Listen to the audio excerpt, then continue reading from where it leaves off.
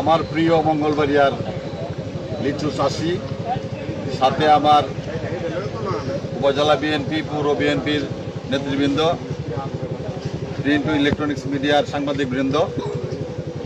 বাংলাদেশের বিখ্যাত লিচু হলো মঙ্গলবাড়িয়া। আগে ছিল শুধু মঙ্গলবাড়িয়া, এখন হলো মঙ্গলবাড়িয়া হলো লিচুর গ্রাম।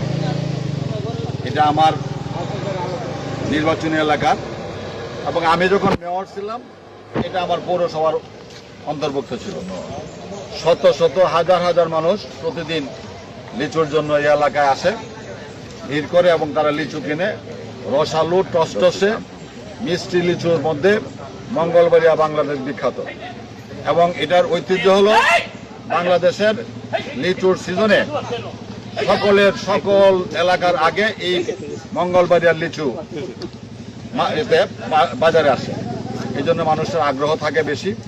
আমি এই এলাকার কৃষকদের সাথে কথা হয়েছে, লিচু চাষিদের সাথে, তারা অত্যন্ত আন্তরিক, এবং একটা বছর এই লিচুর পিছনে তারা চাষের পিছনে তারা পরিচর্যা করে, তারা শ্রম দেয়, তারা উন্নত মানের সার এবং কীটনাশক যেটা যখন দরকার ব্যবহার করে।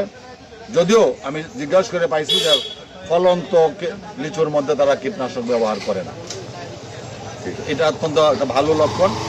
আমি আশা করব যে এই লিচু বাগান আরও সম্প্রসারিত হবে এবং কৃষক ন্যায্য মূল্য পাবে, কারণ প্রতি বছরই লিচুর ভালো ফলন হয় না। কোনো বছর বৃষ্টি বাদলে, বর্ষার কারণে বা ঝড়ের কারণে নষ্ট হয়। এইবার আলহামদুলিল্লাহ যে ঝড়, বৃষ্টি, বাদল কোনোটাই আমাদের এই মঙ্গলবাড়িয়াকে ক্ষতিগ্রস্ত করে নাই। আমি আল্লাহর কাছে কৃতজ্ঞতা জানাচ্ছি, এবং এই লিচু চাষি যারা আছেন তাদেরকে ধন্যবাদ জানাই, এবং লিচু প্রেমিক যারা মৌসুমি ফল খেয়ে অভ্যস্ত তাদেরকে আমন্ত্রণ জানাই আমার পাকুন্দিয়ার মঙ্গলবাড়িয়া আসবেন এবং আপনারা সেই লিচুর স্বাদ গ্রহণ করবেন। ধন্যবাদ সবাইকে।